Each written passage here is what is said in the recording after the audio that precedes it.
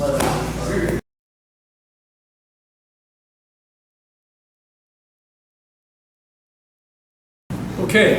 we're going to work on Ude Garami. Now, Ude Garami means arm entanglement. Ude means arm. Garami means to entangle, to wrap around, or to lace. Okay, it's kind of like a grapevine around this guy's arm. So it's not just like an arm triangle, like a lot of people say. I mean, it's that too, but there's more to Ude Garami than just that. And there are two fundamental directions. We're going to work on the upward direction tonight, but there's also a downward direction. We're going to work on this one. And both have real good rate of success. I mean, these are nasty arm locks. And you know, it's one of those things like, it's kind of like, you know, the silent partner in a business. You know, a lot of people may know, hey, that guy's got a good Jujitsu, but odds are probably pretty good. It's true, isn't it? Yeah. Odds are pretty good. The guy's got that good Jujitsu. He's probably caught a lot of guys with that Ude Garami too. It's a sneaky move that people don't expect.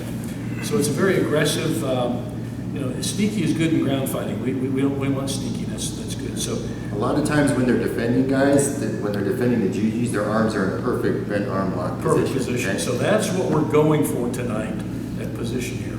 Okay, so we're going to start from the side. So we're going to look basics. And again, we're going to look at, again, it's Ude Garami, arm entanglement, arm lacing, arm wrapping. Okay, so I'm going to start on Derek here with just, you know, side position here. I got a Monogatami chest hold situation here, okay? Now, if he's got any fight in his heart, and any opponent will go ahead fighting that hard, look at where he immediately starts to push. He wants to open space, he wants to be able to shrimp in, you know, he wants to fight back, okay? So we know that's gonna happen.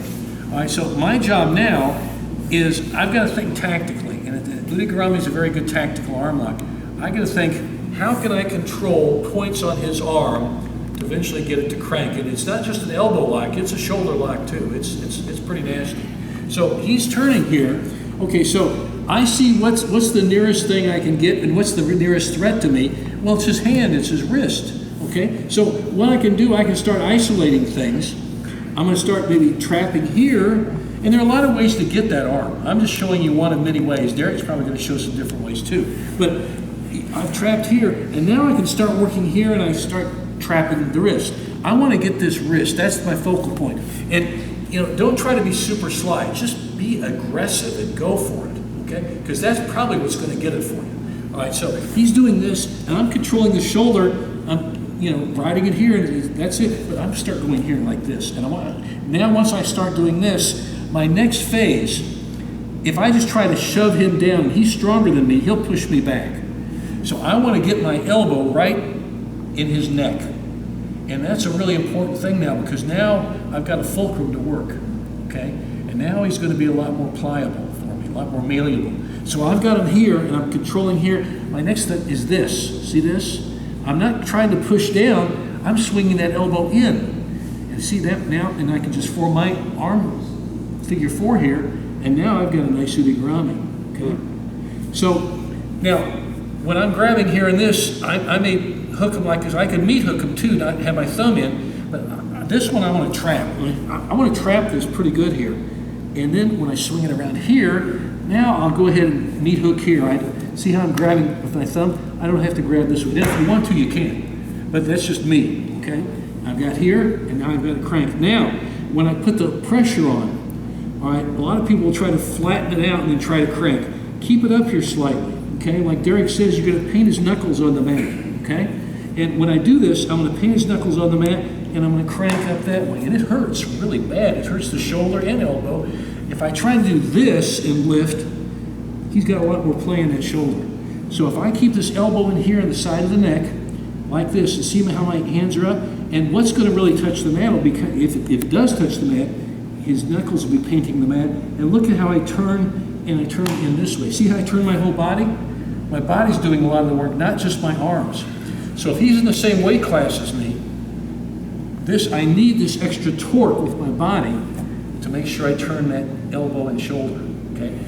I'm heavier than him quite a bit. I could probably turn that without too much trouble. He's a pretty strong guy, but I am bigger than him, okay? So I've got that advantage. But if he's my weight class, or I'm his weight class, I need that turn. See how I'm just turning the torque, okay?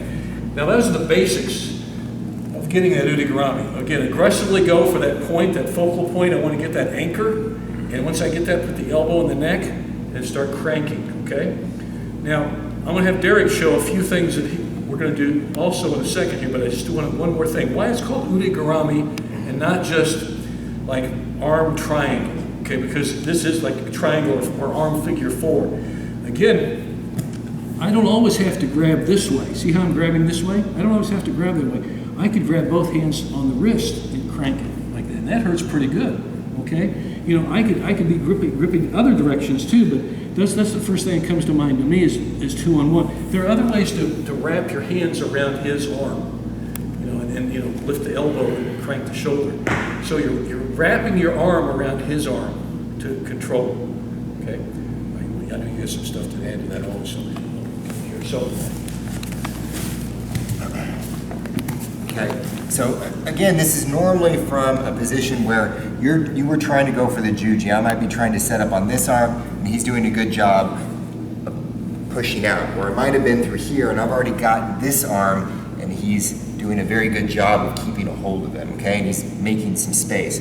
So once we're in this sort of situation where he's framing out with his forearms, he might have even started to shrimp out. Okay, it's a perfect opportunity to catch that wrist. And I always like to go meat hook. Okay? See, everybody's a little different, but it works for him. Yeah. So remember that. Make it work for you. Everybody's got their own decision on why they do it. I do it because I don't have, you know, I can do this against bigger guys this way because I've got more flexibility in my forearm and my wrist when I'm like this.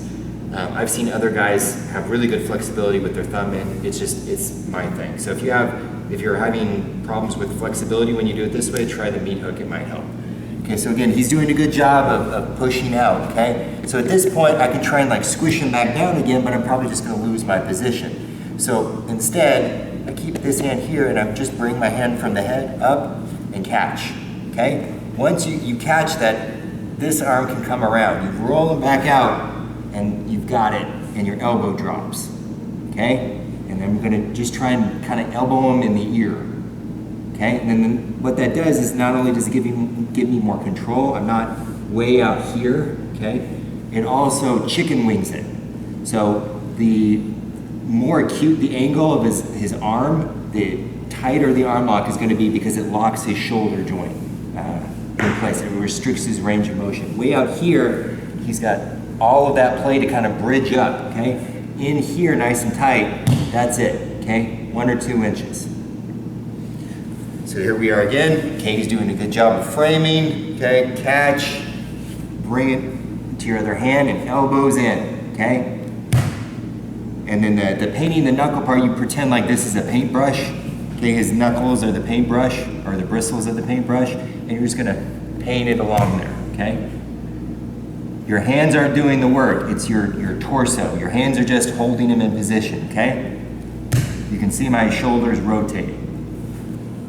Good? What he pointed out, guys, is it's really important. You want to keep things tight, and not in a bad way for you, controlled and compact. If you give him room to move, Mike's got more room to angle out of that and get out. This hurts more when it's skin tight like this. Cranking. I mean, it just hurts a lot more.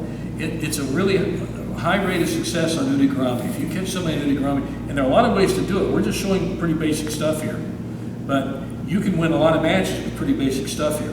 This has won a lot of matches in every combat sport there is, and in a fight too. Yeah. And in a fight too. Okay. So key points. You know, trap the arm aggressively. You know, go for an anchor point. Like both we were doing that. Also, get your elbow in the side of his neck and his ear, something that you got to have a fulcrum to work with. It's got to be there. And then also when you crank it, use your body to turn, not just your arms. A lot of guys make a mistake. They try to just use their arms to make Ude Garami work. It's your whole body into it. And it just does. And also remember, it's a quick, see how suddenly he tapped? It's a quick one. It just happened just like that. And you could break an arm, could really jack up a shoulder quickly if you don't have a mature attitude about this. When he taps, snaps his fingers, and taps his foot, when he gives a sign of surrender, he says, that's good, in practice, let him know we don't want to hurt each other, okay? Now you'll have a dominant side, you'll probably have a side you like, but Ude Garami, any arm lock really, you should be pretty ambidextrous at it. Okay, so we've been doing it just against the right arm tonight, but in practice here tonight, let's work against the left arm too. And the same principles apply just on this other side of his body. Good. Good. All right. 3.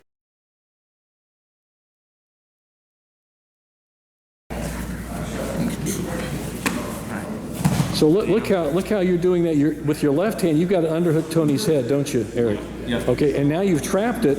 Now you can do that. Now you slide the arm over, jam that elbow right in the side, and there's your Ude Garami. So there are a lot of ways to set that up and isolate that arm. You're also isolating his head there too. We've worked on this before, but boy, it sure does work. It's just one of those really good moves. Yeah, we've been working Ude Garami tonight, and again, there are a lot of ways to set Ude Garami up. Here's a really good way. So let's focus on what Eric's doing on Tony's head here. So you can see we got a good side control position, Munigatami, chest hold. And he's got his arm under the neck, really good. I mean, that's a good pin, okay?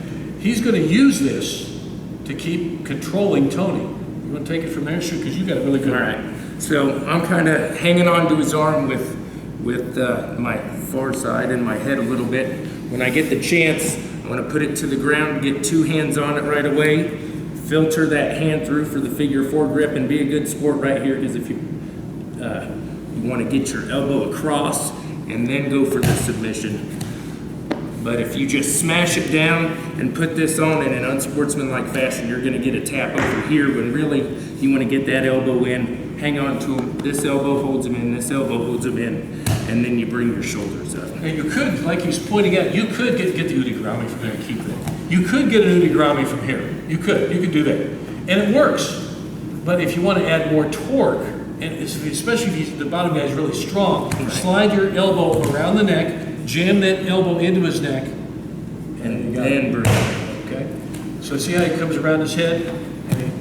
And that's a really nice setup. You don't lose any control of the osaikomi, the pinning situation, to finish him out here. See, it's a very fast, efficient movement. He slides it over and cranks it. And like I said, again, you can keep the elbow or the head in there when you're doing the Ude Garami. Just do that. You can do that, and that'll work. Okay, but slide it around the head, jam it, and crank it, and that's good too. So again, this shows there are a lot of ways to get that aggressive wrist in control and then slide over and control. Ude Garami, there's a lot of variations to it, a lot of applications. It's a cool move. Let's drill on this now. We're going to drill on this Ude Garami. Okay, so why don't you get down and get into the Ude Garami position. Okay, so here's the drill we're going to do here. Let's look at this drill. Okay, make it a little more realistic. We've been practicing great. We're getting those skills down. But Mike is not a fish. He wants to fight back here, okay? So he's going to sense when Derek is going for something. He's not stupid.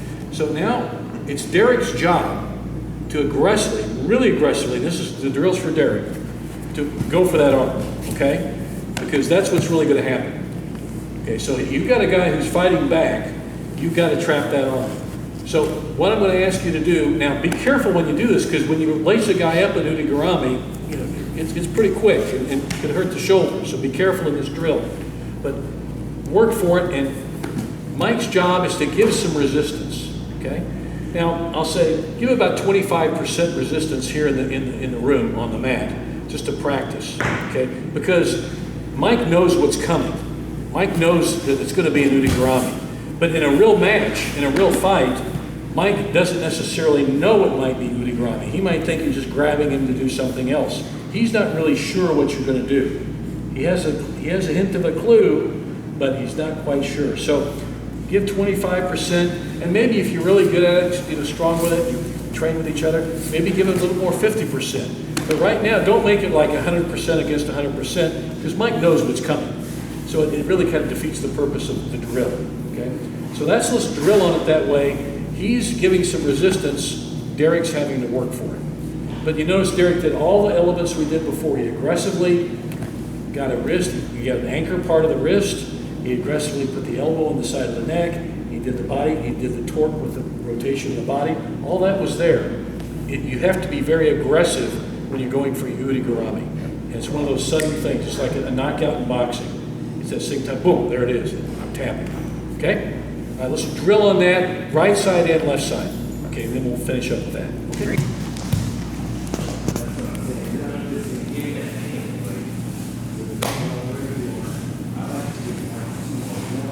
No, can't have it. Oh wait, never mind, I guess you can.